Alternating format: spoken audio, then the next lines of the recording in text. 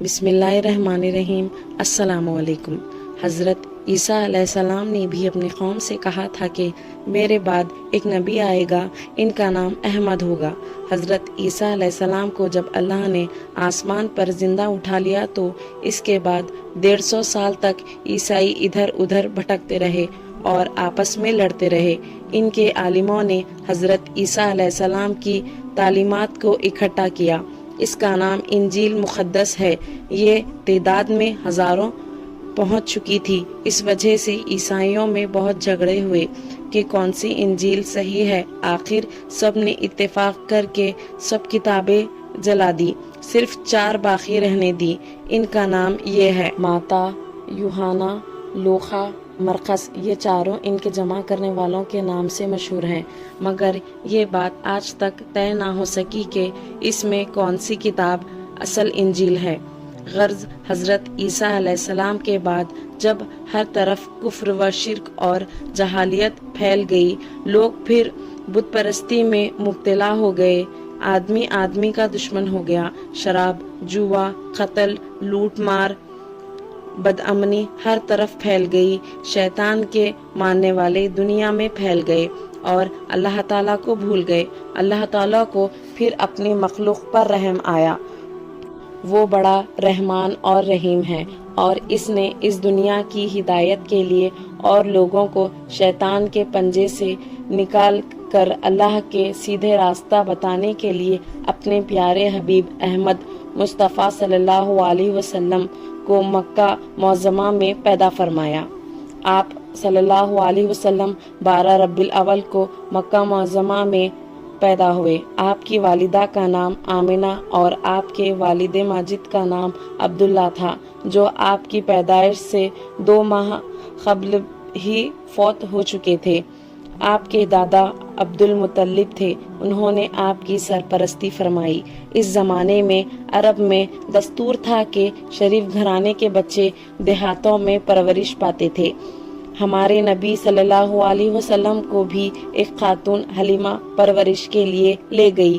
حضور صلی اللہ علیہ وسلم 6 سال تک دائی حلیمہ کے پاس رہے۔ آپ سال بھر میں 2 مرتبہ والدہ سے ملنے آتے۔ اس کے بعد والدہ نے اپنے پاس بلا لیا۔ جب آپ صلی اللہ علیہ وسلم 6 برس کے ہوئے تو آپ صلی اللہ علیہ وسلم کی والدہ کا بھی انتقال ہو گیا۔ والد پہلے ہی فوت ہو چکے تھے۔ مہربان دادا عبد المطلب نے، جن کو اپنے پوتے سے بہت محبت تھی، ان کی پرورش اپنے ذمے لی۔ خدا کی شان کے دادا کا سایہ بھی زیادہ عرصے تک قائم نہ رہا، اور وہ والدہ کے 2 سال کے بعد دادا کا سایہ بھی سر سے اٹھ گیا۔ اس وقت حضور صلی اللہ علیہ وسلم 8 برس کے تھے۔ دادا کے انتقال کے بعد حضور صلی اللہ علیہ وسلم کے چاچا ابو طالب نے اپنی سرپرستی میں لے لیا۔ چاچا کو اپنے بھتیجے سے بے حد محبت تھی اور بیٹوں سے زیادہ چاہتے تھے۔ عرب کی حالت اس وقت بہت خراب تھی، جیسا کہ پہلے بتایا جا چکا ہے۔ اگرچہ حضور صلی اللہ علیہ وسلم نے انہی لوگوں کے درمیان رہ کر پرورش پائی اور آپ کا اٹھنا بیٹھنا، ملنا جھلنا انہی لوگوں سے تھا، مگر آپ نے کسی کی گندی عادت نہیں لی۔ آپ کے ہر کام میں صفائی ستھرائی پائی جاتی تھی۔ آپ کی دیانت، سچائی اور پاکیزگی کی شہرت ہوتی چلی گئی اور لوگ آپ کو صادق اور امین کہہ کر پکارنے لگے۔ جب آپ 25 سال کے ہوئے تو آپ کی شادی حضرت خدیجہ رضی اللہ تعالیٰ عنہا سے ہوئی، جو بیوہ تھی۔ حضور صلی اللہ علیہ وسلم تجارت کا مال لے کر عرب کے مختلف ملکوں میں جاتے، وہاں بھی آپ کو امین اور صادق کہہ کر پکارا جاتا۔ مکہ معظمہ کے 3 میل کے فاصلے پر پہاڑ میں ایک غار تھا، جس کو غار ہرا کہتے ہیں۔ حضور صلی اللہ علیہ وسلم کئی روز کا کھانا لے کر اس غار میں چلے جاتے اور وہاں اکثر خدا کی عبادت اور سوچ بچار میں وقت گزارتے۔ رمضان المبارک کا مہینہ تھا اور آپ کی عمر 40 برس کی ہو گئی تھی، اور آپ صلی اللہ علیہ وسلم معمول کے مطابق غار ہرا میں عبادت میں مشغول تھے۔ اچانک جبریل علیہ السلام تشریف لائے اور قرآن پاک کی یہ آیت پڑھ کر سنائی: اقرأ باسمک الذی خلق، خلق الانسان من علق۔ इक़रा व रब्बुका अल अकरम अल्लज़ी अल्लमा बिल कलम अल्लमल इंसाना मा लम यअलम। पढ़ अपने रब के नाम से जिसने पैदा किया, जिसने इंसान को जमे हुए खून से बनाया। पढ़ और तेरा रब बड़े करीम है, जिसने कलम के जरिए इल्म सिखाया, इंसान को वो बताया जो वो नहीं जानता था। गारे हिरा में आप सल्लल्लाहु अलैहि वसल्लम को नबूवत अता की गई और हुक्म दिया गया कि अल्लाह के बंदों को अल्लाह का सीधा रास्ता बताएं। ये काम आसान नहीं था। ऐसी जिम्मेदारी का ख्याल करके आप कांप गए और घबराए हुए आप घर तशरीफ लाए। हजरत खतीजा ने आपको तसल्ली दी और कहा कि मेरे आका आप परेशान न हो, अल्लाह ताला आपके साथ है, वो आपको कभी खौफ व रंज में नहीं डालेगा। आप सल्लल्लाहु अलैहि वसल्लम ने अल्लाह के हुक्म के मुताबिक सबसे पहले अपने करीबी रिश्तेदारों और दोस्तों को अल्लाह की तरफ बुलाया और फरमाया, कहो अल्लाह के सिवा कोई माबूद नहीं। जैसा कि पहले बताया जा चुका है कि इस जमाने में अरब में बुत परस्ती का जोर था। खाना काबा जो अल्लाह का घर है, इसमें बेशुमार बुत रखे थे। इनकी समझ में ये बात नहीं आई और इस बात पर आपसे लड़ने को तैयार हो गए। सबसे पहले हजरत खतीजा रजी अल्लाह ताला अन्हा, हजरत अली रजी अल्लाह ताला अन्हो आपके चचाजाद भाई, हजरत जैद बिन हारिस आपके आज़ाद किए हुए गुलाम और हजरत अबू बकर सिद्दीक रजी अल्लाह ताला अन्हो जो हुजूर सल्लल्लाहु अलैहि वसल्लम के गहरे दोस्त थे, ईमान लाए और अल्लाह के दीन को फैलाने लगे। हमारे प्यारे नबी सल्लल्लाहु अलैहि वसल्लम को अल्लाह का दीन फैलने में बड़ी बड़ी मुशक्क़तें और तकलीफ़ें बर्दाश्त करनी पड़ी। अल्लाह पाक कुरान मजीद में अपने प्यारे नबी को तसल्ली देता रहा और हिदायत फरमाता रहा कि अब इस तरह और अब इस तरह करो। आप सल्लल्लाहु अलैहि वसल्लम की तसल्ली के लिए और कौम की इबरत के लिए पहले नबियों के किस्से बताए गए कि जिन कौम ने अपने नबी का कहना माना वो दीन व दुनिया में कामयाब रहे, और जिन्होंने अपने नबी का इनकार किया और अल्लाह का कहना नहीं माना वो कौम इस दुनिया से भी निस्त व नाबूद कर दी गई और आखिरत में भी इसको बड़ी सज़ा मिलेगी।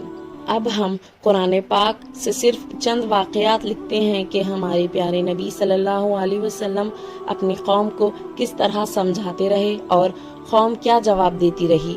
हुजूर सल्लल्लाहु अलैहि वसल्लम जब ईमान की दावत देते तो वो मुसलमानों को बेवकूफ़ बनाते।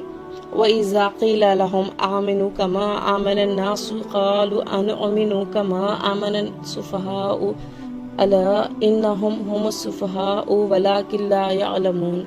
और जब उनसे कहा गया कि जिस तरह दूसरे लोग ईमान लाए हैं उसी तरह तुम भी ईमान लाओ, तो उन्होंने यही जवाब दिया कि क्या हुआ, बेवकूफ़ों की तरह ईमान लाएं। खबरदार, हकीकत में तो ये खुद बेवकूफ़ हैं मगर ये जानते नहीं हैं। वक़ाल लज़ीना कफ़रू इन हाज़ा इल्ला इफ़कुन निफ्तरहु व आनहु अलैहि कौमुन आखरून।